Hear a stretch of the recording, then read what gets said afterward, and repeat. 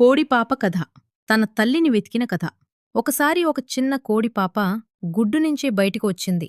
బయటికి వచ్చిన వెంటనే అది చుట్టూ చూసింది. కాని తనమ్మ కనిపించలేదు.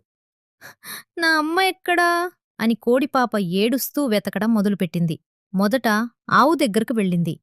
ఆవమ్మా, ఆవమ్మా, నువ్వే నా అమ్మవా? ఆవు నవ్వింది. "హొహొహొ, కాదు కాదు బంగారం, నేను నీ అమ్మను కాదు. చూడు, నేను చాలా పెద్దగా ఉన్నాను. నీ అమ్మ నీలాగే చిన్నగా ఉంటుంది." పాప తల అడ్డంగా ఊపింది.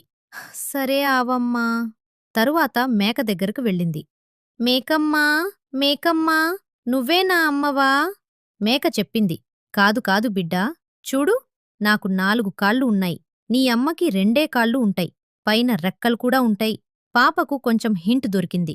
తరువాత బాతు దగ్గరకు వెళ్ళింది. బాతమ్మా, నువ్వే నా అమ్మవా? బాతు చెప్పింది. కాదు కాదు చిన్నారి, నీ అమ్మ కొకోరూకో అని అరుస్తుంది. నేను క్వాక్ క్వాక్ అంటాను. పాపకు ఇంకో హింట్ దొరికింది. పాప అలసిపోయింది. ఒక పెద్ద చెట్టు కింద కూర్చుంది. అమ్మ దొరకదేమో అని బాధపడింది. అప్పుడు హఠాత్తుగా కొకోరూకో, కొకోరూకో! చెట్టు వెనక నుండి ఒక శబ్దం వినిపించింది. పాప గబగబా లేచింది. వెళ్ళి చూసింది. అక్కడ ఒక కోడి ఉంది. చిన్నగా ఉంది. 2 కాళ్ళున్నాయి, రెక్కలున్నాయి. కొక్కోరూకో అని అరుస్తోంది. కోడిపాప గట్టిగా అరిచింది. అమ్మా, అమ్మా, అమ్మా! పరుగు పరుగున వెళ్ళింది. అమ్మ కోడి రెక్కలు తెరిచింది. నా బంగారు పాప, నేనే నీ అమ్మను అని గుండెకు హత్తుకుంది. కోడిపాప చాలా సంతోషపడింది.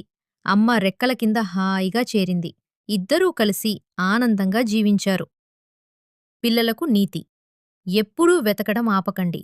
మనకు కావలసింది తప్పకుండా దొరుకుతుంది.